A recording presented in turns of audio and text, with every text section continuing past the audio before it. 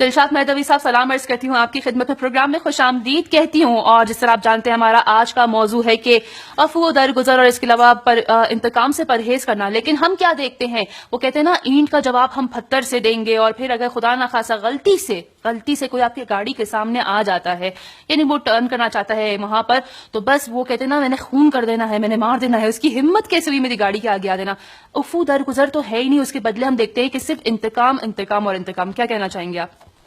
علیکم السلام ورحمۃ اللہ وبرکاتہ. سب سے پہلے خداوند متعال کا شکر گزار اور سپاس گزار ہونا چاہیے کہ پروردگار عالم نے ہمیں یہ بہترین موقع اور فرصت میسر کی، اور درود و سلام و محمد و آل محمد پر کہ جن کے طفیل ہم ان کی تعلیمات پر روشنی ڈالنے کے لیے یہاں پر جمع ہیں.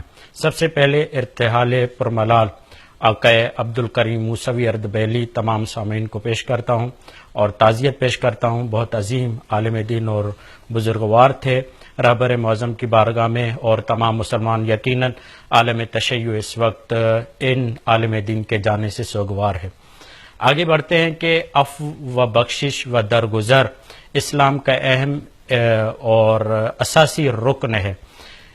اسلام نے نشاندہی کی ہے، حتیٰ کہ اسلام نے نہیں، چونکہ یہ ایسا پروگرام ہوتا ہے کہ جس میں بہت سارے لوگ دیکھنے والے ہوتے ہیں. ہم یہاں پر ضرور یہ بیان کریں گے نہ صرف اسلام بلکہ جتنے بھی نفسیات سے تعلق رکھنے والے ڈاکٹرز ہیں، سائیکولوجسٹ ہیں، وہ یہ کہتے ہیں کہ جو انسان اندرونی طور پر شجاع ہوتا ہے، قوی ہوتا ہے، بردبار ہوتا ہے، طاقتور ہوتا ہے، وہ عفو و بخشش کا مظاہرہ کرتا ہے، وہ سامنے والے کو معاف کرنے میں جلدی کرتا ہے. اور زیادہ طاقت، زیادہ قوت، زیادہ شجاعت کا مظاہرہ تب ہوتا ہے جب انسان کے پاس طاقت ہو اور سامنے والے کو معاف کر دے. ایک مرتبہ رسول خدا کچھ جوانوں کے قریب سے گزر رہے تھے کہ کچھ جوان وہاں پر کھیل کا سامان بنائے ہوئے تھے اور ویٹ لفٹنگ کر رہے تھے. ویٹ لفٹنگ یعنی بھاری بھاری پتھر اٹھا رہے تھے اور ایک دوسرے کو کہہ رہے تھے دیکھو میں زیادہ طاقتور ہوں، دوسرا کہہ رہا تھا دیکھو میں زیادہ طاقتور ہوں. تو رسول خدا جب قریب سے گزرے تو رسول خدا نے کہا کہ کیا تم پسند کرو گے کہ میں تمہارے ساتھ اس کھیل میں شامل ہو جاؤں؟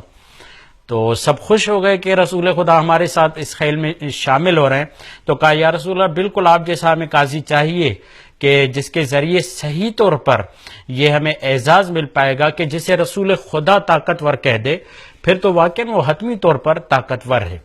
جب رسول خدا قریب آئے تو ایک جوان آگے بڑھا اور ویٹ لفٹنگ کے لیے، بھاری پتھر اٹھانے کے لیے آگے بڑھا.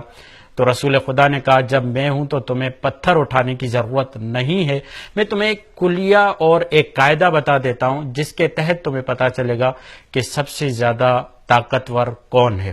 تو سب ہمتن گوش ہو کر رسول خدا کو سماعت کرنے لگے کہ اب رسول خدا کیا کہنے والے ہیں.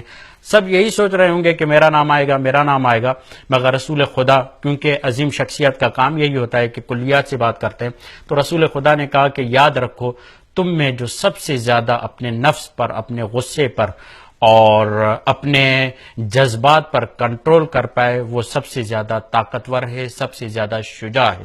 شجاعت حقیقت یہی ہے کہ شجاعت کی حقیقت یہی ہے کہ انسان اخلاقی میدان میں، معاشرت کے میدان میں، لوگوں کے ساتھ میل جول میں برداشت کرے اور عفو و بخشش کا مظاہرہ کرے. جب انسان عفو و بخشش کا مظاہرہ کرتا ہے تو اس کا دل وسیع ہو جاتا ہے اور اس کے لیے بہت سارے میدانوں پر کام کرنا آسان ہو جاتا ہے. اگر انسان عفو و بخشش کا مظاہرہ نہ کرے اور عفو و بخشش کی طرف نہ بڑھے تو بہت سارے میدانوں میں اس کے لیے کام کرنا آسان نہیں ہوتا. یعنی اگر چھوٹی چھوٹی غلطیوں کو بھی، وہ آپ دیکھیں مولا کائنات کا ایک فرمان ہے، مولا فرماتے ہیں کہ انسان بڑے بڑے پتھروں سے ٹھوکر نہیں کھاتا بلکہ چھوٹے چھوٹے پتھروں سے ٹھوکر کھاتا ہے. کہنے کا مقصد کیا ہے؟ ہمیں خود چھوٹی چھوٹی غلطیوں سے بچنا چاہیے، مگر اس کے مقابلے میں ہمیں اس بات کی طرف توجہ کرنی چاہیے کہ جو لوگ چھوٹی چھوٹی غلطیاں کرتے ہیں ان سے درگزر کرنا چاہیے. یوں ہمارے اندر ایک وسعت قلبی کا مظاہرہ ہوگا. حضرت موسیٰ کو جب اللہ نے مبلغ بنایا اور کہا کہ جائیے آپ اللہ کے دین کا پیغام آگے بڑھائیں، تو حضرت موسیٰ نے دعا کی رب اشرح لی صدری، پروردگارا اگر تو چاہتا ہے کہ میں تیرے دین کو آگے بڑھاؤں تو پھر میرے سینے کو کشادہ کر دے.